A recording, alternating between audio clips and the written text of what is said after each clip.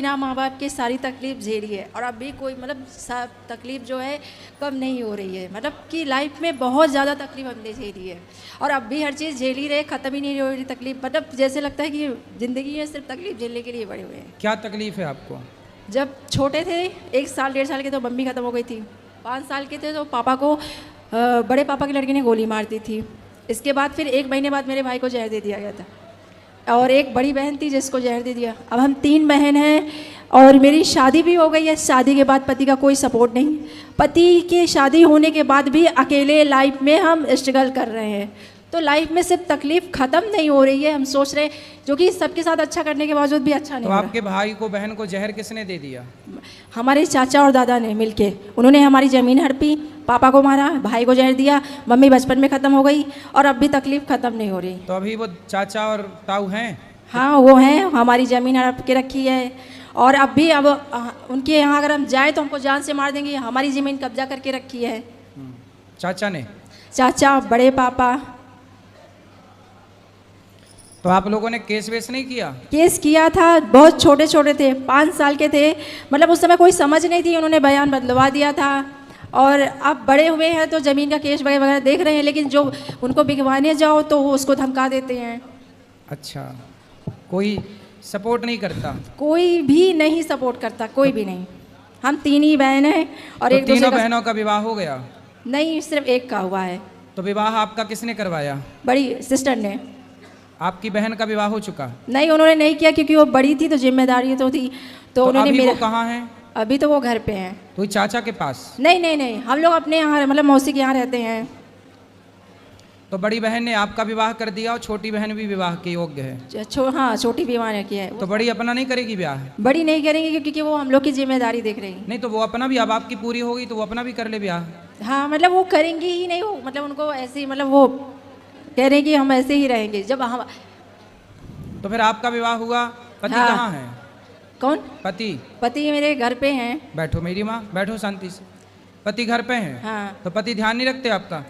पति ध्यान क्या रखते हैं, पति का कोई सपोर्ट ही नहीं। मतलब पति जैसे एक मियाँ बीवी होते हैं तो उनका मतलब एक होता है कि अगर एक पहिया सही है, दोनों को मिल के चलना होता है। सबसे ज़्यादा एक केयर, रिस्पेक्ट, एक दूसरे को समझना, एक दूसरे के लिए साथ खड़े होना। अगर वो मतलब हर दुख सुख में साथ करना, प्रेगनेंसी लेके हर चीज़ में, तो वो किसी भी चीज़ में आज तक हमको सपोर्ट नहीं किया ना। मतलब 4 साल शादी को हो रहे, हमने उनको ईमानदारी से हर चीज़ दी, समझी, लेकिन उन्होंने कभी सपोर्ट नहीं किया। किस तरह का सपोर्ट चाहते हैं आप? मतलब ये है कि जैसे अब एक माँ अगर मतलब माँ बनती है, प्रेगनेंसी होती है तो पति का सपोर्ट चाहिए, चाहे वो कोई भी। तो पति आपके साथ नहीं है? नहीं। किसके साथ हैं? वो अपने घर पे हैं। वो अपने घर पे हैं, मतलब अपने माँ बाप के पास? हाँ, माँ बाप के पास। तो आपको भी अपने सास ससुर के पास होना चाहिए ना? तो हम वहीं पर थे, 4 साल हमने उनके साथ दिया। अब हम आए हैं उस चीज़ को मतलब हमने काफ़ी समझाया, चीज़ें समझाई उनको। नहीं तो आपके पति क्या चाहते हैं? वो क्या कहते हैं कि आप घर पे ही रहो?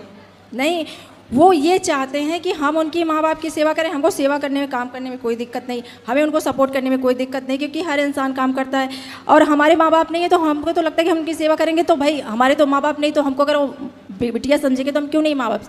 लेकिन उनको क्या है कि वो नहीं समझ रहे हैं, मतलब कि उनको बस ये है कि काम करते रहो, हमको समझो।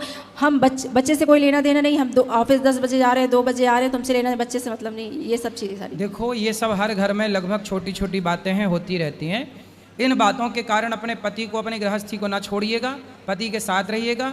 आज शादी के 4 साल ही हुए हैं, है ना? अभी टाइम दीजिए अपनी गृहस्थी को। आम का पौधा लगाओगे ना, पेड़, तो उसमें भी फल आने में 5 साल लगते हैं। पुराना देसी आम, वो भी 5 साल बाद फल देता है। गृहस्थी को थोड़ा मैच्योर तो होने दो, पकने तो दो। अभी 4 साल बहुत लंबा टाइम नहीं है बेटा। और पीते भी हैं, पी के आएंगे, पीते हैं। और सबसे बड़ी बुरी बात ये लगती है कि जब एक औरत को एक ज़रूरत होती है, जब वो माँ बनती है, जब बच्चा होता है, तो एक पति का सबसे ज़्यादा ज़रूरत है। अब माँ बाप नहीं है, वहाँ पे सास ससुर हाथ खड़े कर लो, चलो ठीक है, पति को तो आना चाहिए ना, होना चाहिए। तो पति नहीं आए थे? नहीं आए थे। मेरी बहन बड़ी वाली। तो आपके सास ससुर थे? नहीं थे। आपकी बच्ची का जब जन्म हुआ, बेटा बेटी क्या है? लड़की है। तो लड़की का जन्म हुआ तब सास ससुर नहीं आए? नहीं। पति भी नहीं आए? नहीं। तो आपकी दोनों की लड़ाई हो गई थी क्या? नहीं, वो आए नहीं, बोले कि हम आएंगे तो मतलब रात है, हम आ नहीं पाएंगे, ये मतलब बहाना मार दिया उन्होंने। और हाँ, सास ससुर ने तो पहले ही हाथ खड़े कर लिए हैं।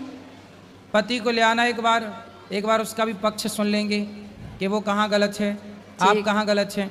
ठीक। तो अपने गृहस्थी को कुल मिला के देखो, सुधारो, इसी से भला है बेटा।